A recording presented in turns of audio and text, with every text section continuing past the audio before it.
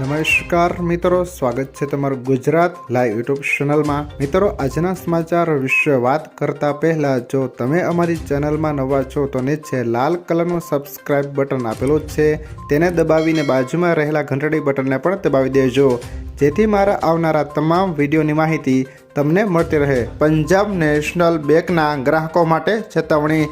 જો તમારું account Punjab national બેંકમાં છે તો આ સમાચાર તમારા માટે મહત્વપૂર્ણ છે। પીએનબીએ એવા ગ્રાહકોને ચેતવણી આપી છે કે જેમના એકાઉન્ટમાં 2 વર્ષથી કોઈ ટ્રાન્ઝેક્શન નથી થયા, આ સિવાય બેલેન્સ પણ શૂન્ય છે। બેંકે ટ્વિટર પર એક પોસ્ટ દ્વારા કહ્યું છે કે આવા એકાઉન્ટ્સ બંધ કરવામાં આવશે। જો તમે પણ તમારા પીએનબી ખાતામાં 2 વર્ષથી કોઈ ટ્રાન્ઝેક્શન કર્યું નથી તો જલ્દી કરો। ત્યારબાદના મહત્વના સમાચાર વિશે વાત કરીએ। ગુજરાતમાં ચોમાસાએ વિદાય લેવાનું શરૂ કર્યું। હવામાન વિભાગે આપેલી માહિતી પ્રમાણે ગુજરાતના કેટલાક વિસ્તારોમાં આગામી 4 દિવસ ભારે વરસાદની આગાહી છે, જ્યારે ગુજરાતના કચ્છના કેટલાક ભાગોમાંથી નેતૃત્વના ચોમાસાએ વિદાય લઈ લીધી છે, તેમ પણ હવામાન વિભાગે જણાવ્યું છે। બંગાળની ખાડીમાં લો પ્રેશર સક્રિય થવાનું છે।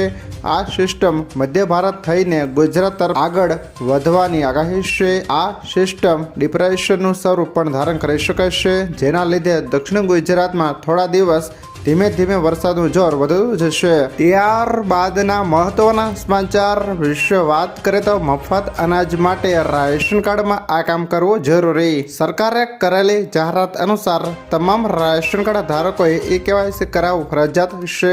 30 સપ્ટેમ્બર સુધીમાં જો કોઈ રાશન કાર્ડ ધારકે ઈ-કેવાયસી પૂર્ણ કર્યું નથી, તેથી તે રાશન કાર્ડ ધારકોને સરકાર દ્વારા આપવામાં આવતું મફત રાશન કાર્ડ બંધ થઈ જશે। રાશન કાર્ડમાં જે લોકોના નામ છે તે તમામ લોકોએ ઈ-કેવાયસી કરાવવું પડશે। ઈ-કેવાયસી માટે સરકારી રાશનની દુકાને જવું પડશે। ત્યારબાદના મહત્વના સમાચાર વિશે વાત કરીએ તો અંબાલાલ પટેલની વરસાદની આગાહી। હવામાન નિષ્ણાત અંબાલાલ પટેલે ફરી એકવાર વરસાદની આગાહી કરી છે, જેમાં તેઓએ જણાવ્યું છે કે હજી રાજ્યમાં હજુ વરસાદ ગયો નથી। આ સાથે બંગાળના ઉપસાગરમાં સિસ્ટમ બની રહી છે હોવાથી દક્ષિણ ગુજરાત અને સૌરાષ્ટ્ર મધ્ય ગુજરાતમાં વરસાદ વરસી શકે છે। 25 થી 30 સપ્ટેમ્બર અને 10 થી 13 ઓક્ટોબર દરમિયાન વરસાદ વરસી શકે છે।